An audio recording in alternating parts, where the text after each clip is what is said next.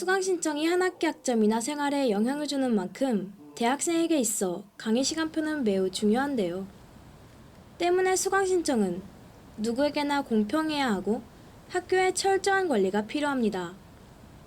하지만 수강 신청이 다가오면 커뮤니티 어플리케이션은 이와 관련한 불만으로 가득합니다. 지난 2014년 14학번의 새내기 배움터와 수강 신청 기간이 겹쳐 많은 학우들이 피해를 입는 상황이 발생했습니다. 이어 2015년엔 공통교양 시간의 갑작스런 변경으로 두 개의 강의가 겹치는 일이 발생해 큰 혼란을 겪었는데요.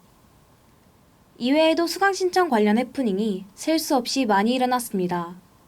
대학내일에서 전국 대학생 2068명을 조사한 설문 통계에 따르면 수강 신청 실패로 인한 피해로 꼭 듣고 싶은 수업을 듣지 못했다라는 답변이 무려 63.8%나 됐습니다. 많은 학우들이 300만 원 이상의 적지 않은 등록금을 내지만 정작 원하는 강의를 듣지 못하고 있는 것입니다. 그렇다면 이런 문제가 발생하는 이유는 무엇이며 우리 학교는 어떤 문제를 겪고 있을까요? 우리 학교 수강 시스템에는 수강 신청의 기본이 되는 전체적인 강의와 시스템에 문제가 존재했습니다. 특히 교양 강의 배정 시간과 강의 수에서 그 문제를 찾을 수 있었는데요. 교양 강의는 아침 1, 2, 3교시가 아니면 N10, 11교시로 선택의 폭이 매우 좁은 것을 알 수 있습니다. 통학하는 친구들한테 제일 불편한 것 같아요.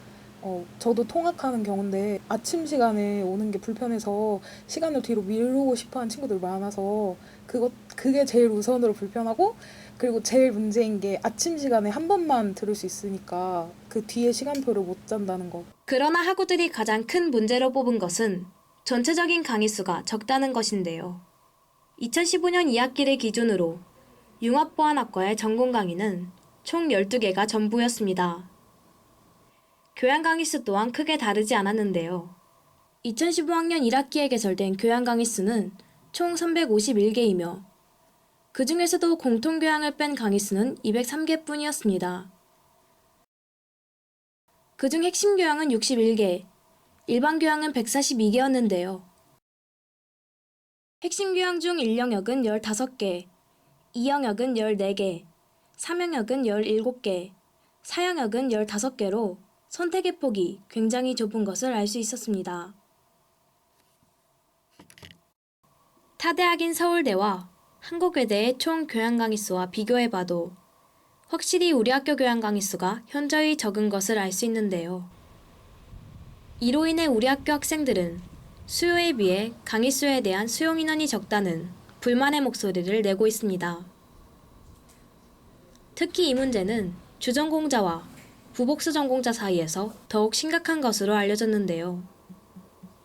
그중 미디어 커뮤니케이션 학과 학우를 인터뷰해봤습니다.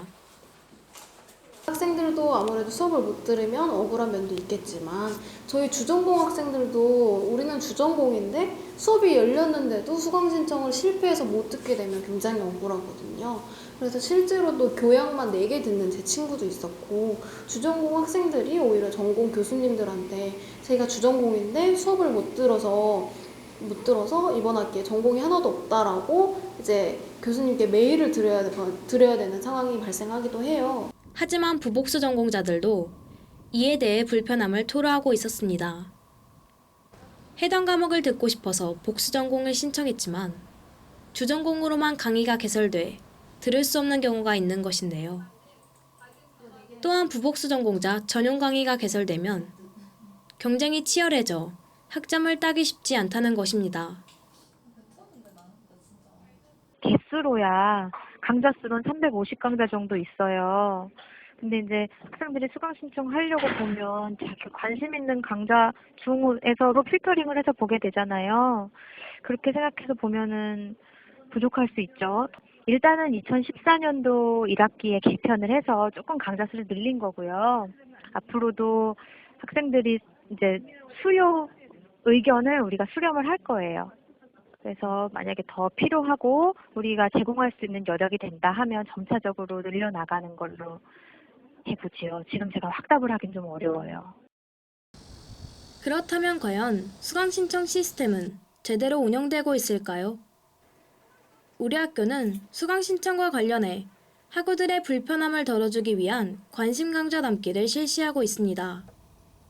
관심 강좌 담기는 일정 기간 동안 강의를 담아 수강 신청 당일에 일일이 강좌를 찾지 않아도 되는 장점이 있습니다. 뿐만 아니라 해당 강의를 신청하고자 하는 학생 수를 알 수 있어 경쟁률을 파악하고 수강 신청에 대비하도록 도와줍니다. 하지만 문제는 바로 관심 강좌에 담을 수 있는 기간이 3일로 너무 짧다는 것입니다. 1학년 1학기엔 관심 강좌를 이용할 수 없다는 것도 큰 단점인데요. 그렇기 때문에 수강 신청을 한 번도 경험하지 못한 신입생은 원하는 강의를 듣지 못하는 경우가 많습니다. 또한 수강 신청을 위해 반드시 접속해야 하는 성신 포탈은 수강 시스템 오류로 골머리를 앓고 있는데요. 수강 신청 기간만 되면 서버 가부하로 인해 불편함이 지속적으로 발생한다는 것입니다. 이에 대해 학우들은 유리 서버라는 용어를 만들기도 했습니다.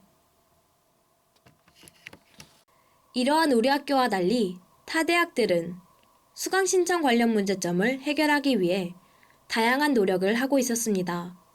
그중 하나가 서버 과부하를 막기 위한 방법인 수강 신청 시스템 사전 테스트를 실시하는 것인데요. 이는 학생들의 참여를 받아 모의 수강 신청을 진행하는 것입니다. 대표적으로 홍익대와 중앙대가 이런 방법을 사용했는데요. 서버 과부하를 점검하기 위해선 많은 인원이 필요하기에 이들은 특별한 이벤트를 적용해 학생들의 참여도를 높였습니다. 이렇듯 우리 학교도 학생들의 목소리에 귀 기울여 문제를 해결하기 위한 노력이 필요합니다.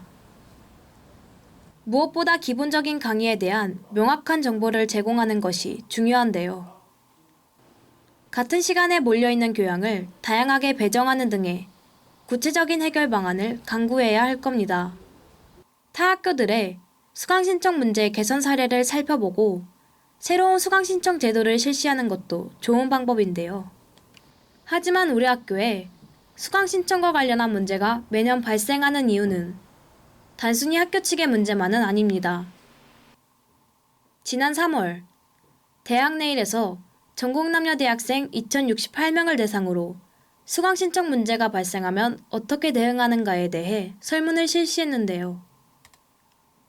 불편하지만 그냥 사용한다가 70.3%였으며 적극적으로 건의를 한다는 전체의 27.9%밖에 되지 않았습니다. 이렇듯 수강 신청 문제에 대한 학생들의 소극적인 행동이 문제 해결을 가로막고 있는 겁니다. 여러분께서 교양 강좌가 부족하다, 또 다양하지 않다라고 말씀들을 많이 하는 걸로 알고 있습니다.